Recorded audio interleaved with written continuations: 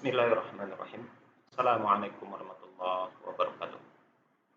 Alhamdulillahirabbil alamin wa bihi nasta'in ala umuri dunya waddin. Asyhadu an la ilaha illallah wahdahu la syarikalah wa asyhadu anna Muhammadan abduhu wa rasuluhu sallallahu alaihi wasallam la nabiyya ba'da. Rabbi shrah li sadri wa yassir li amri wahlul 'uqdatam min lisani yafqahu qawli.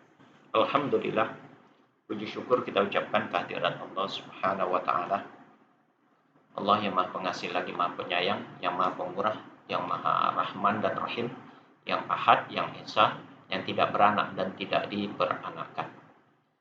Tidak ada semisal dengan Allah, tidak ada yang menyerupainya, laisa kamitslihi syai'. Salawat dan salam kepada Nabi Allah Muhammad sallallahu alaihi wasallam. Allahumma salli ala Muhammad wa ala ali Muhammad. Uswatun hasanah buat kita semua, contoh suri tauladan hidup buat seluruh umat manusia. Saudara sekalian, bertemu kembali kita untuk berbicara, bincang-bincang masih seputar perbandingan agama antara agama Islam dengan agama-agama yang di luar Islam. Untuk bincang-bincang kali ini, pembicaraan kita kali ini, saudara, saya akan menanggapi setelah saya memposting video yang sebelumnya membicarakan tentang pernikahan atau hukum pernikahan beda agama. Nah, ternyata ada respon dan ada yang WA atau WhatsApp tentang hukum perbedaan, hukum pernikahan beda agama tersebut.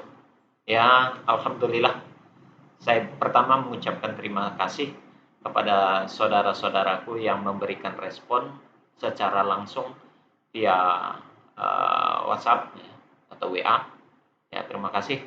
Artinya setelah memberikan masukan ilmu begitu ke saya berkaitan tentang perbedaan pendapat tersebut, ya.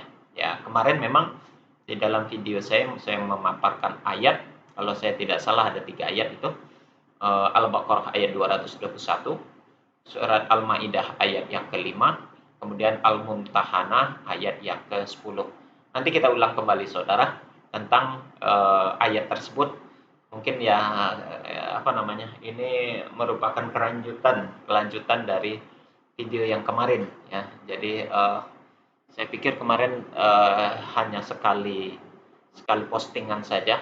Ya, saya memang tidak memaparkan secara rinci tentang perbedaan-perbedaan pendapat tersebut, ya. Tidak bisa dipungkiri memang dan tidak menutup mata bahwasanya ada yang berpendapat membolehkan dan ada yang tidak membolehkan. Jumhur sekali lagi dia banyak berpendapat tidak membolehkan atau haram, gitu ya. Kalau di Indonesia, MUI sendiri berfatwa atau fatwa MUI sepakat bahwasanya hukum pernikahan beda agama adalah haram, tidak sah. Ya, tidak sah secara syariat Islam. Ya, berbagai macam. Tentu kalau mau dipaparkan semua alasan-alasan, dalil-dalil dan segala macamnya itu sangat banyak sekali, saudara. Perundang-undangan tatanan negara juga sangat banyak sekali. Dalam hal ini, dalam waktu yang sangat terbatas ini, saya hanya memberikan penjelasan lebih lanjut saja berkaitan kenapa berdasarkan Al-Quran dinyatakan itu menghasilkan hukumnya haram atau tidak diperbolehkan. Saya mungkin nanti kita akan melihat mereferensi kepada 2 kitab tafsir ini, saudara. Ini 2 kitab Ibnu Katsir, ya. Tafsir Ibnu Katsir. Ada satu lagi itu, saudara, di atas. Kita ngambil ke 2 kitab Ibnu Katsir ini yang membahas tentang, yang satu membahas surat Al-Baqarah ayat 221. Kemudian nanti yang satu lagi membahas surat Al-Maidah ayat yang ke-5. Jadi referensi utama adalah tafsir Ibnu Katsir, saudara. Terlepas nanti daripada pendapat-pendapat yang lain, sekali lagi ya memang ilmu itu berkembang. Nanti terserah saudara menyerap dan menyiratnya seperti apa. Yang jelas saya ingin menanggapi tentang apa namanya? Bukan menanggapi ya, ingin memperjelas lah. Ingin memperjelas dan mempertegas pernyataan penjelasan saya tentang hukum nikah beda agama yang sudah saya paparkan pada video sebelumnya tentang hukum beda agama tersebut ya. Nah, pada kesempatan kali ini mungkin kita kembali akan mengulas kembali tentang ayat yang saya sampaikan pada pada ayat yang sebelumnya, pada video sebelumnya, gitu ya, saudara. Kemarin ini ayatnya, ini ada surat Al-Baqarah ayat 221 dan Al-Maidah ayat 5 serta Al-Mumtahanah ayat yang ke-10. Ya, saudara. Saudara nanti boleh dicek di Qur'annya masing-masing lagi tentang ayat ini. Jika perlu saudara juga melihat di beberapa kitab tafsir lah. Kebetulan saya hanya memegang kitab tafsir Ibnu Katsir. Saya ada kitab tafsir lainnya juga. Ini ada Jalalain ada juga sih. Kitab Jalalain ada. Maaf saudara, ya, di sini ada. Ini ada tafsir Jalalain juga, ya. Ini tafsir Jalalain, tafsir Ibnu Katsir, dan juga ya ada Al-Maroki juga ada saudara, ada tafsir Al-Maroki sebagai referensi saya mengapa kemarin memperjelaskan sesuai dengan yang apa saya sampaikan di dalam video yang pertama. Baik, saya tidak akan ini berbicara lebih mengulang kembali apa yang saya katakan kemarin. Saya tidak akan mengulang kembali karena pada dasarnya kalau mengulang lagi berarti pembahasan itu tidak mendalam dan tidak ada tindak lanjut. Sekarang kita akan mencoba lebih mempertegas dan lebih memperjelas tentang apa yang dimaksud di dalam ayat surat Al-Baqarah dan surat Al-Maidah ayat yang ke-5. Terlepas daripada apa yang disampaikan dalam Mumtahanah pada dasarnya memperkuat apa yang terdapat di dalam Al-Baqarah ayat 221 dan Al-Maidah ayat yang ke-5. Saya akan mencoba langsung mengambil dari potongan ayat ini. Ya, Al-Baqarah terlebih dahulu. Al-Baqarah ayat 221. Kalimatnya Bismillahirrahmanirrahim. Wala tankihul musyrikati hatta yu'mina. Kita pelan-pelan membacanya. Kemudian wala amatun mu'minatun khairum min musyrikatin walau a'jabatkum. Wala tunkihul musyrikina hatta yu'minu. Wala 'abdun mu'minun khairum min musyrikin walau a'jabakum. Ulaika yad'una ilan nar wallahu yad'una ilal jannah wal maghfirati bi idznih wa yubayyinu ayati lin-nasi la'allahum yatadzakkarun. Itu ayatnya. Artinya dan janganlah kamu menikahi wanita-wanita musyrik. Kemarin penegasnya di kata-kata itu saudara. Wanita musyrik sebelum mereka beriman. Sesungguhnya wanita budak yang mukmin lebih baik daripada wanita yang musyrik tadi. Walaupun dia menarik hatimu. Dan janganlah kamu menikahi orang-orang musyrik. Maksudnya laki-laki musyrik. Dengan wanita-wanita mukmin sebelum mereka beriman. Sesungguhnya budak yang mukmin lebih baik daripada orang musyrik. Walaupun dia menarik hatimu. Mereka mengajak ke neraka sedang Allah mengajak ke surga. Dan ampunan dengan izinnya. Ya, dan Allah menerangkan ayat-ayatnya, perintah-perintahnya kepada manusia supaya mereka mengambil pelajaran. Saudara, penegasan ayat ini sebetulnya pengharaman menikahi baik laki-laki maupun perempuan yang musyrik. Kemarin sudah saya jelaskan kata-kata musyrik itu artinya adalah orang yang beriman atau meyakini adanya Tuhan selain daripada Allah. Itulah orang-orang musyrik atau orang-orang yang berlaku syirik, gitu ya. Jadi itu yang dilarang oleh Allah di dalam ayat ini. Ya, perilaku ataupun ketetapan orang musyrik ketika orang itu ada yang mengimani atau meyakini bahwasanya ada Tuhan lain selain Allah, atau minimal saudara, dia menganggap Allah dari Allah itu ada unsur-unsur lain, gitu ya, atau trinitas lah, kita sebutkan trinitas begitu ya. Seperti saudara-saudara kita yang beragama Kristen, dia meyakini bahwasanya Allah itu ada Tuhan Bapa, ada Tuhan Anak, dan Roh Kudus. Dalam diri yang satu itu mengandung 3 unsur. Nih di sini letak kemusyrikannya, gitu saudara. Ya, sedangkan di dalam Al-Maidah, ini surat Al-Maidah ayat yang ke-5, ya. Kita bacakan ayatnya kembali saudara. Bismillahirrahmanirrahim. Al-yawma uhilla lakumut thayyibat, ya.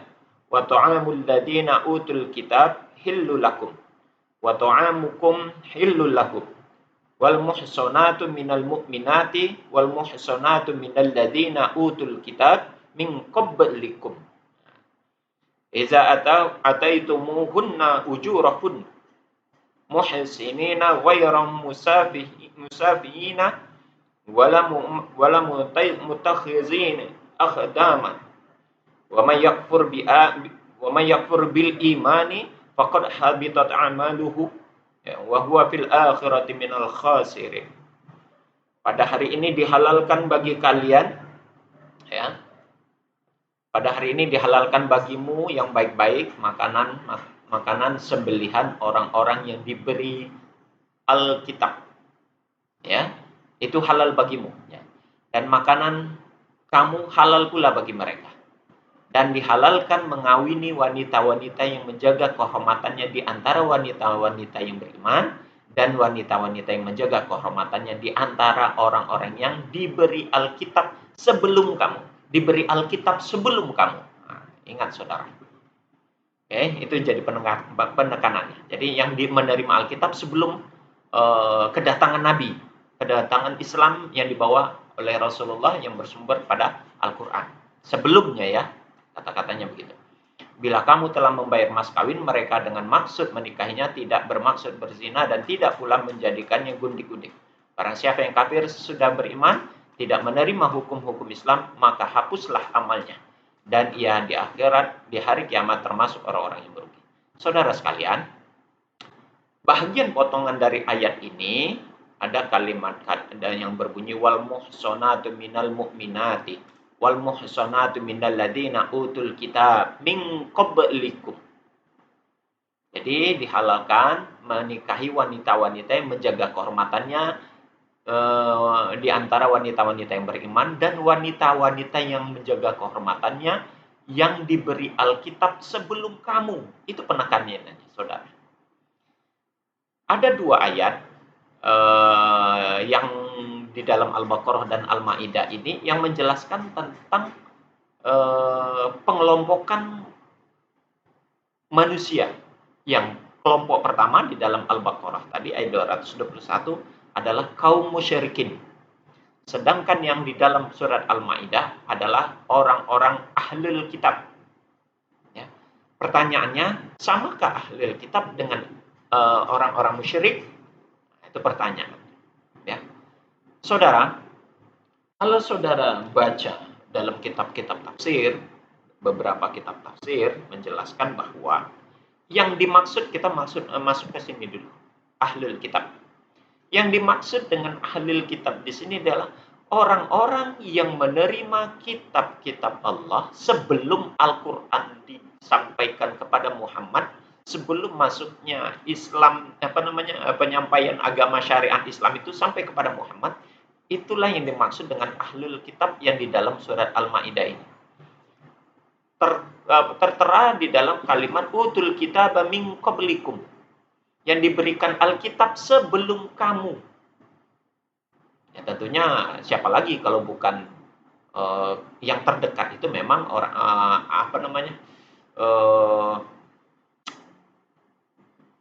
umatnya Nabi Isa atau Yesus.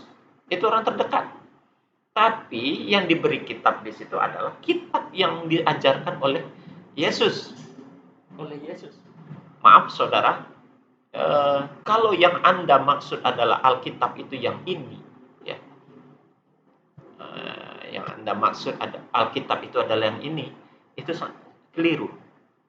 Alkitab yang dimaksud di dalam Al-Quran adalah ahlul kitab yang menerima ajaran-ajaran dari para nabi-nabi sebelum Nabi Muhammad langsung. Kalau ini, mohon maaf, ini saja ditulis tahunnya, Alkitab ini ditulis bukan sebelum Nabi Muhammad, ditulis setelah para nabi dan rasulnya itu tidak ada. Para nabi dan rasulnya sudah tidak ada, saudara. Baru dan pengarang-pengarangnya pun atau penulis-penulisnya pun tidak bertemu kepada para nabi yang dimaksud. Ya. Baik dalam perjanjian lama maupun perjanjian baru ini, bukan ahlul kitab ini yang dimaksud. Tapi ahlul kitab yang dimaksud adalah mereka-mereka yang masih beriman kepada Allah, yang masih mengakui Allah sebagai Tuhan, yang masih menjalankan syariat sesuai ajaran-ajaran yang diperintahkan oleh Nabi dan Rasulnya sebelum Muhammad, ya. Cuman syariat yang mereka laksanakan mungkin ada perbedaan begitu ya. Mungkin syariatnya saja yang agak berbeda. Namun secara perintah mereka sama. Mereka beriman kepada Allah. Makanya di dalam kemarin saya sebutkan dalam surat Al-Baqarah, saudara nanti dibuka surat Al-Baqarah, ada jaminan kepada ahli kitab yang mengikuti syariat umat sebelumnya atau umat mengikuti nabi sebelumnya itu. Ada jaminan mereka itu diterima oleh Allah yang amal ibadahnya. Di mana kita tahu, saudara nanti baca surat Al-Baqarah ayat 72. Apa kata Allah di sini? Innal ladzina amanu wal ladzina hadu wan nasara wasabiina man amana billah wal yaumil akhir wa amila sholihan falahum ajruhum 'inda rabbihim wala khaufun 'alaihim wala hum yahzanun. Di dalam surat Al-Baqarah ayat 62 dikatakan sesungguhnya orang-orang yang beriman, ya, beriman kepada Allah tentunya maksudnya, ya, orang-orang yang beriman kepada Allah, orang-orang Yahudi, waladzina hadu, orang-orang Yahudi, wan nasara, dan juga orang-orang Nasrani, wasobiin, juga orang-orang sobiin, man amana billah, kalau dia beriman kepada Allah, wal yaumil akhir, dan juga beriman kepada hari akhir, jadi itu menjadi syarat mutlak, ya, bagi mereka kata Allah di dalam ayat ini, wal yaumil akhir wa amila sholihan, kemudian dia melaksanakan amal soleh, falahum ajruhum inda rabbihim wala khaufun 'alaihim wala hum yahzanun. Maka bagi mereka mendapat ganjaran, mereka dapat pahala gitu ya. Mereka mendapat pahala dan tidak dirugikan dan mereka tidak bersedih wala khaufun 'alaihim wala hum yahzanun. Mereka tidak tidak dirugikan, tidak takut dan mereka tidak bersedih hati begitulah. Jadi itu yang dimaksud dengan ahlul kitab, saudara. Lalu bagaimana dengan yang sekarang? Kalau yang sekarang itu berlaku seperti yang saya katakan tadi ini, surat Al-Baqarah ayat 221.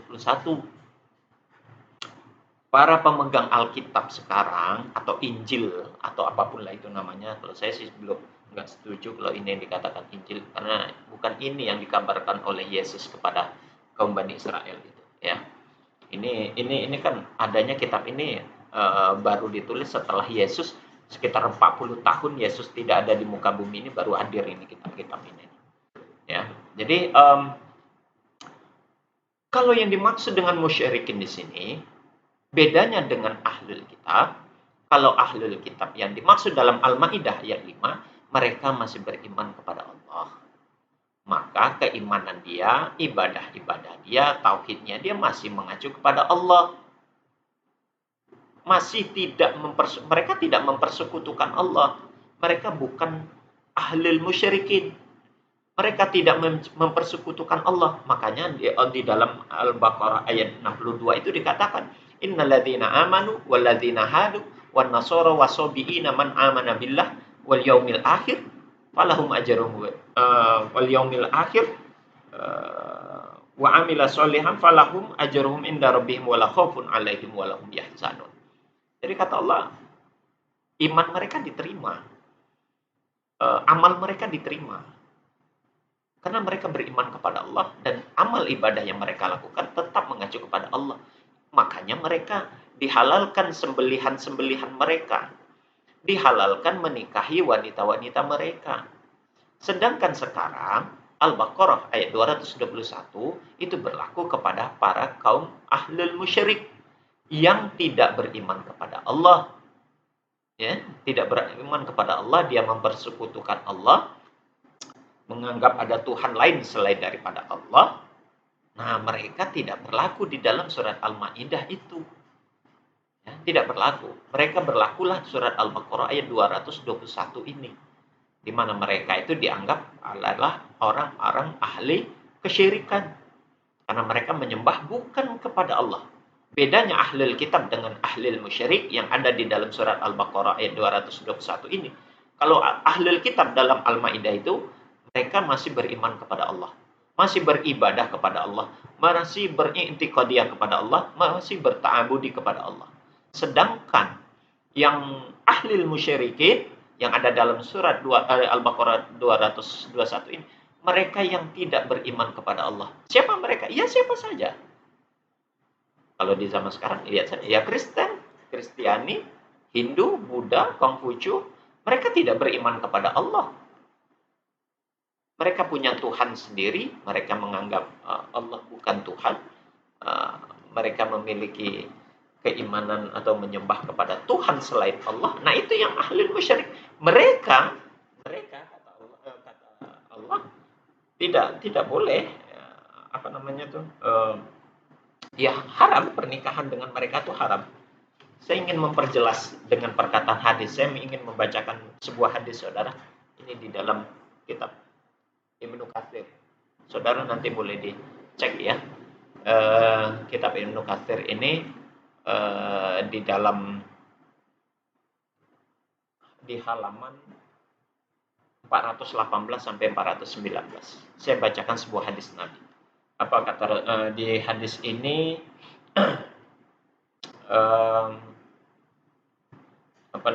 Adapun saya bacakan tulisannya begini.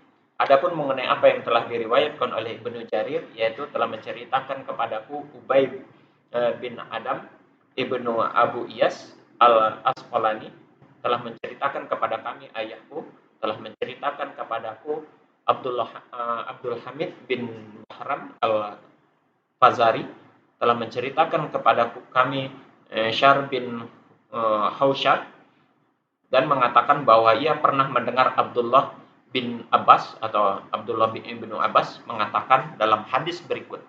Apa katanya? Naha Rasulullah sallallahu alaihi wasallam an isnafil nisa'i illa ma kana minal mu'minati al muhajirati wa harruma kullu zati dini ghairal islami. Itu hadisnya, saudara. Artinya Rasulullah telah melarang menikahi berbagai macam wanita kecuali wanita yang mukmin dan wanita mukmin dari kalangan muhajirin, dan mengharamkan pula mengawini wanita beragama selain Islam. Ini hadisnya nih, saudara. Ini hadis yang saya bacakan, ini artinya di halaman 419. Dari bawah sini nih hadisnya. Saya ulang sekali lagi bunyi hadisnya. Naha Rasulullah sallallahu alaihi wasallam an isnafin nisa'i illa ma kana minal mu'minati al muhajirati wa harruma kulla zati dini ghairul Islam. Artinya Rasulullah sallallahu alaihi wasallam telah melarang menikahi berbagai macam wanita, ya, kecuali wanita-wanita mukmin dari kalangan muhajirin, dan mengharamkan pula mengawini wanita-wanita beragama selain Islam. saudara nanti boleh dibaca nih dalam tafsir Ibnu Katsir. Hadisnya ada diterangkan di sana. Jadi berdasarkan ayat dan ayat dan hadis ini saudara, jumhur mengatakan pernikahan beda agama itu adalah haram.